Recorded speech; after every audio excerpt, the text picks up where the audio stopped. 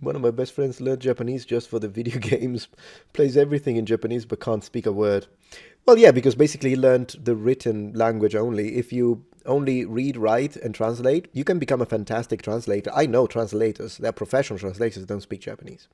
Or maybe they do, but they're very slow. It takes them too long because they don't practice it, because they spend so much time. Like if I had a friend of mine and his written Japanese was definitely superior to mine. I reached about literacy, so about 2000 kanji. Now I'm rusty, but back in the day, top of my game, taking my tests at university, I knew about 2000 kanjis confidently. But this guy knew like so many more kanji. Like every time there was a kanji, I would ask him. But then when we would speak to people, he would let me speak because for him it was like, anata no ichiban suki. That's how we would speak. Whereas if it was me, I would be like, "Anata no ichiban suki na iro wa nani?" Like I don't think when I speak Japanese because I practice it a lot, so I can switch it. I just asked, "What's your favorite color?" By the way, it was just first thing came to my mind. Or like if I had to say my favorite video game is Final Fantasy, I would say, "Boku no ichiban suki na gemu wa Final Fantasy desu." I don't have to think, but because I practiced a lot, so it's really a matter of when you want to learn a language, do you want to learn how to speak it, or do you want to learn and communicate? If that's the case, then you should kind of ditch too many hours into the written form. But if you're interested in becoming a professional translator, then you have to give priority to that. So it really depends on what you want to reach, I suppose. You speak English and bad English, Paige? That's okay. You learn German that way. Cool. You can read it, okay, but I can hardly speak it. I mean, that's okay. It depends on what you want. I think most people that say, I want to learn a language, they want to learn to speak it. Most people. I mean, at least that's for me. I've always given priority to the spoken language, which I'm glad I did because, right now I'm using my second language with you guys, but I don't have to think about it. Although, and then again, I've been using English for like how many 2 decades and a half. Yeah, pretty much 25 years. I mean, if you can't speak it after 25 years, you just give up, I suppose. But yeah, that was the same concept that I've applied with Japanese, applied with Mandarin. My Mandarin is not as good as my Japanese. Japanese I can improvise. Mandarin, if it's something simple, like I want to go visit, then yeah, I can say, 明天我想去看北京. Yeah, it took me a second to think about it though. Or like I could say, 我要去上海参观. I want to go and visit Shanghai. Still remember my university professor threatening us on the first lesson of Mandarin, telling us the first one who says Shanghai with a G, I'm gonna fail you at the exam. Like he said, like, do not pronounce the G because it's used to nasalize the N. So you say shang, which means above, and then hai means sea. So Shanghai is literally above the sea. Beijing is northern capital, and then that's why you have Nanjing, which is southern capital. Xi'an, which is written Xian, but it's the X in Chinese is a sound in between the S in English and the sh in English. It's in between. So you would have sh, s. It's the second one. S. So you say Xi'an, which means the peace of the West. Gorgeous meanings, by the way, Chinese cities. I like them a lot. Marguerite, I really struggle with learning Italian. I could read it a lot better than speaking it. We don't have many Italians in South Africa. Yeah, and that's the thing. It's good. Well, with the advent of the internet, it's a lot easier to practice your languages. Maybe you could find a language partner and someone, maybe an Italian who wants to practice their English. That would be a good thing to do.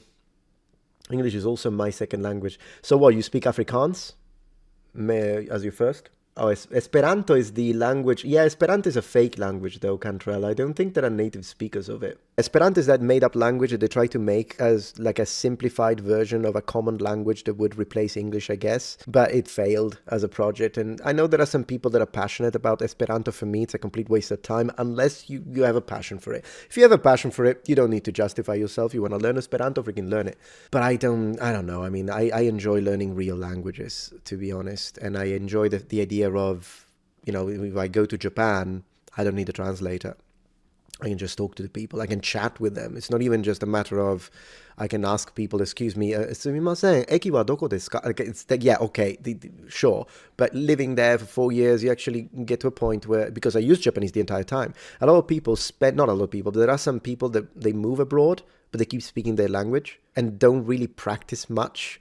So imagine if when I moved to Japan, I only used Japanese when you go to the supermarket because I need to buy something, and I said, koreo kudasai, sumimasen, arigatou gozaimasu. If that's all I did, I wouldn't be able to speak it. It doesn't matter if you live there a decade.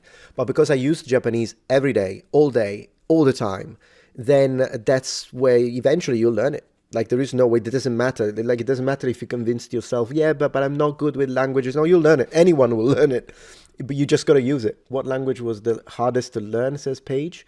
Of the language I tried, probably Mandarin, but not really for the tones. I never had a problem with the tones. The tones are not a problem for me. It's just that it's really, even Japanese, which is an extremely difficult language to learn. So when it comes to read and write, Japanese is definitely harder than Mandarin, 100%. Anyone tells you otherwise, they don't know what they're talking about. I don't mean to sound arrogant, but literally, it took me, like, Mandarin is absolutely easier. It's super difficult, but it's easier to read and write than Japanese. And Japanese conjugates more than Mandarin, but just there is something about Mandarin. The structure is completely different. Japanese is subject, object, verb, which normally you would think, yeah, but English is subject, verb, object. So isn't it easier then to learn a language that is subject, verb, object rather than subject, object, verb like in Japanese? In theory, but as a Sicilian, we do that. I think we are one of the only regional languages in Italy that puts the verb at the end. And so for me, it was like, oh, like in Sicilian. So I never had a trouble putting the verb at the end in Japanese, because that's how it is.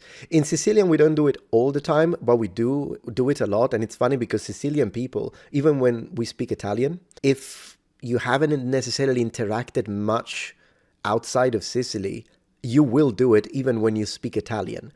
And then mainland Italians laugh. Not to make fun of us, though. They think it's cute that we put the verb at the end. It happened to me as well. Like, and my dad is from the north of Italy, so my dad never did it to put the verb at the end. I don't know. I just thought that's how my dad speaks. I never really connected the dots. So when I went outside of Sicily, went to Naples the first time, went to Rome, and then I would say something and put the verb at the end, like even the verb to be, sono, io sono italiano, I am Italian.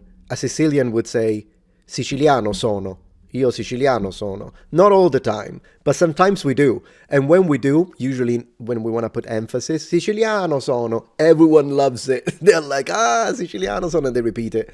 Because I think we are the only ones. I don't know if Sardinians do it, which is, by the way, a conservative linguistic aspect, because Latin does it a lot. So it's just something we preserved, I suppose. Being an island, makes sense. I think this is one of the reasons why Icelandic is closer to Old Norse. An island is detached, so the linguistic varieties of the way languages evolve naturally through time, those are more easily spread within connected territories, and oftentimes islands will preserve linguistic aspects for a longer time. Hey Romeo, good to have you here. I don't know how we ended up talking about languages. Subject, object, verb is Latin as well, right? In Latin, you can put the verb at the end. You can do the other way around. When you say, like, I don't know, fluvius est, like when you put the est at the end, pulcherrima est or pulcherrimast, if you want to shorten it, which you can do. A lot of people would do it in colloquial Latin. No, I'm not a godfather. Duck's file.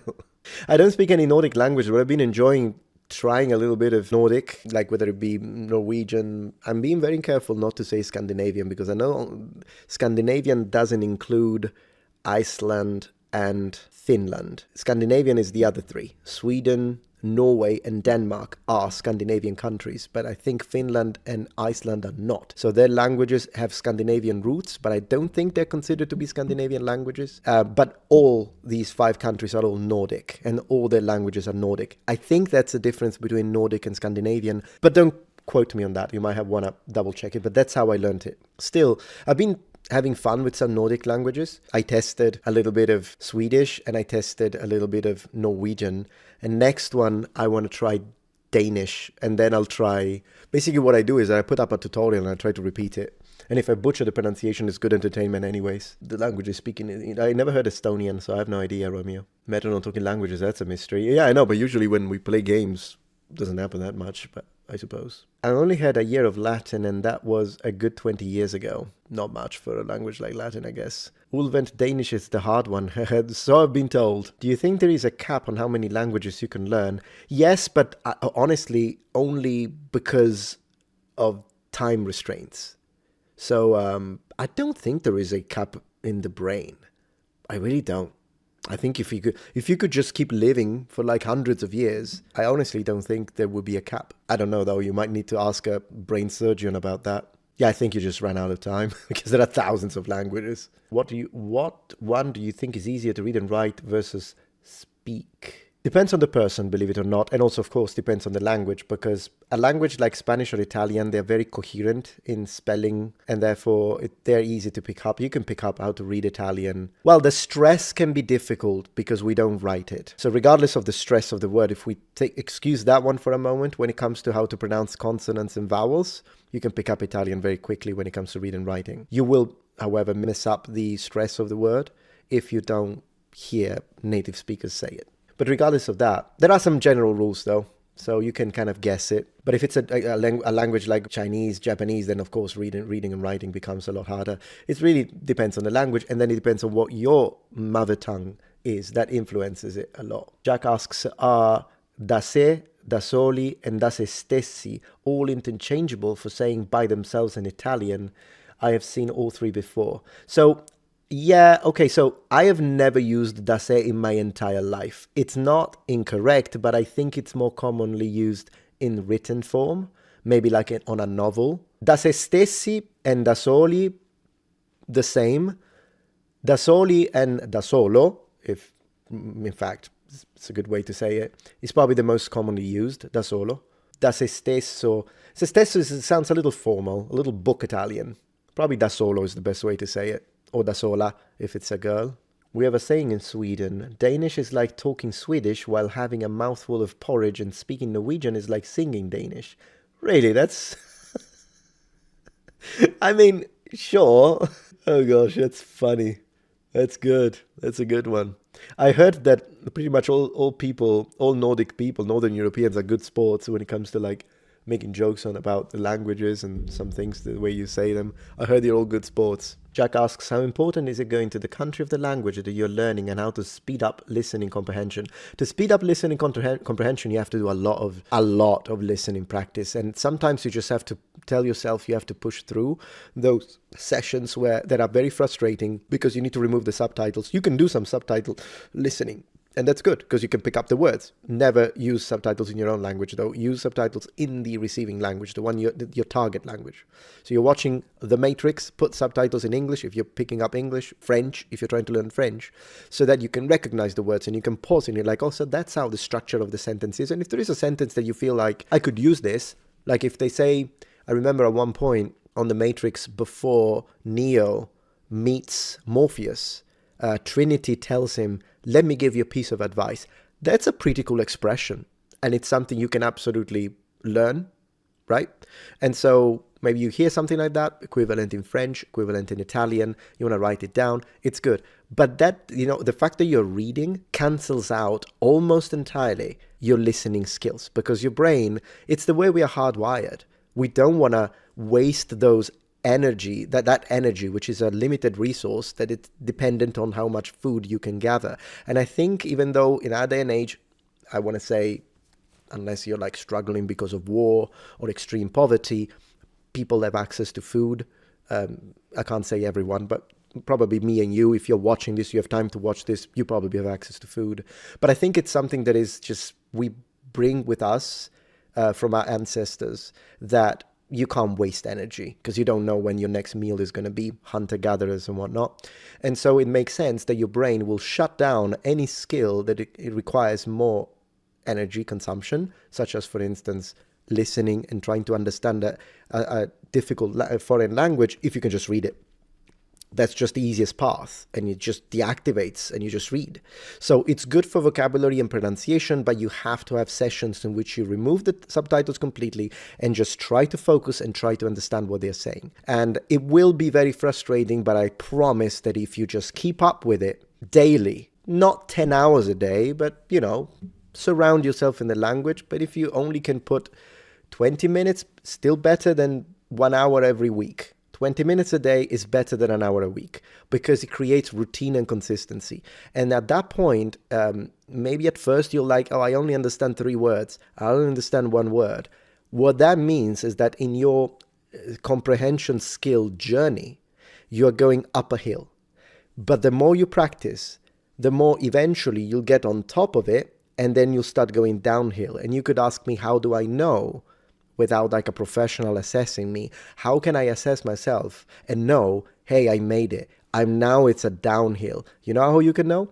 You can know the moment when you are watching that show that you've been watching for a while, and now you're not counting the number of words you understand, but you're counting the ones you don't. So before, you're like, oh, I understood thank you, I understood arigato in Japanese, I understood 谢谢 in Mandarin, and I don't know, chu, to go, or iku in Japanese, to go. You can only pick up the ones you do understand, and the rest is gibberish. But the moment it's the other way around, and you go like, okay, I didn't understand this word and this word, but I understood everything else, that's when you're on the downhill slope. It takes time, but everyone will get there if you keep it up. And I speak out of 10 years of experience teaching students, people that started with nothing, and they ended up, they got like, not only they got like international certification through the European framework of reference, so A1 to C2. I got some students up to C2, a lot of like 17-year-olds up to C1, which is great for a 17-year-old to already have a C1 in a foreign language. But then again, it's not just for that, but in general for your ability to really be able to have a conversation with a native, which is always fun. This is explaining so much as random. Well, it's as I say, it's a lot of years of teaching. My previous job was teaching languages, and I hope that my second channel is growing. We're almost at 70,000 subs. I'm hoping of getting to 100,000 subs and then start to produce videos that are more well thought out. Because for now, I just have to make easy content because I've got too many other videos and stuff and things to do. But eventually I'd like to put up an actually well put together course, and I'll put it on YouTube, and it's going to be there for people to follow along, and it could be good. It could be fun. Cantrell says, we didn't grow up with computers and webcams until teenagers. Yeah, it's the same for me. So for sure, not used to it unless had new stuff when it came out. Yeah, indeed. Dial-up was stepping into another world. You still remember when you had to ask your mum to get off the phone because you need to connect to the internet because it was sharing the same. Oh my gosh, what do the kids know? What the heck do they know? Oh my gosh, the patience you had to have with tech in the 80s. Everything was like, you gotta wait. Everything was like delayed gratification. I think it made us patient though, to be honest, because as a 13-year-old, I knew that I had to take the floppy disk, put it in my Amiga 500, and then you gotta wait, mate. And it goes, it goes like this, start loading, everything, gotta watch the whole thing, and then finally you get to the game. I think it made us patient. It was good training. Or we got on and cut off her call. Well, yeah, sure. Yeah, I did think about the Metatron every sondered, inventing your own constructed language. As a kid, I did, yeah. Oh, you have a distant cousin in Palermo. Very cool. So next time you hear, is it a cousins, you say? Well, if you should tell them, ciao, kushi. Kushi.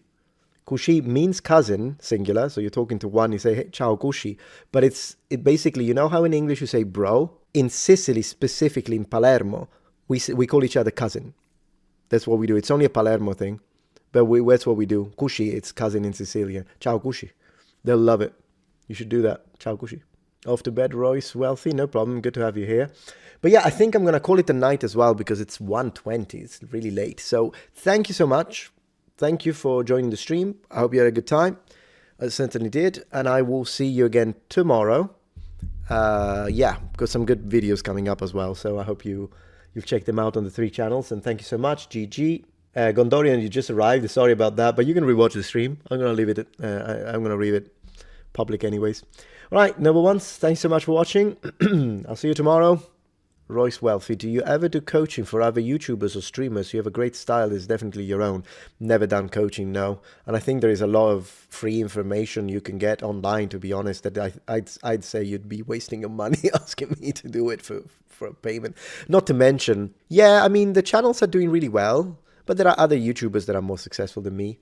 So at the end of the day, I do understand the, how to read analytics and stuff like that, but I don't know if I'm always doing the best I could.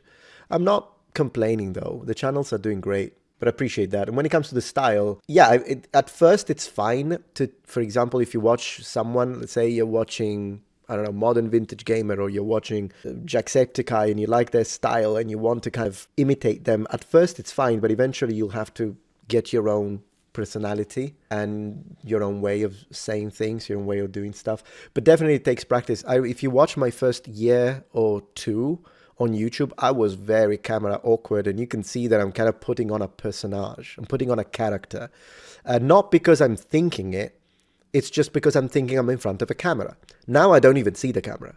Like, I literally don't see the camera in front of me. It's so, like, I see it because now I said it. But if you told me, do you have any memory of the last, how many hours of being here? 3 hours? Do you have any memory of looking at the camera? I'd say no. My brain cancels it out. Man, that was a tongue twister. So, yeah, I think the more you record, the more natural you are in front of a camera, and it feels more like you're actually speaking to a human being rather than being all performative and putting on your cool voice, and you need to puff up your chest and be like, oh, look at me, I'm gonna do this. Like, yeah, I think a lot of people start like that, me included. Shad as well at first was very theatrical, and then kind of dropped it as he became more natural in front of the camera. And I could say that about most YouTubers. There are some people, though, that I see, particularly like younger generation, that like they stream now and they seem very natural right off the bat. Maybe it's a generational thing. Maybe it's like because I'm a millennial, so it takes us, we have that idea of, I'm in front of a camera, I've got to act, even though you don't think it. It's not like that I'm trying to deceive people. It's just that one of those things, I suppose. Bye from my Ninja Turtles. Have a good one. Ciao, ciao.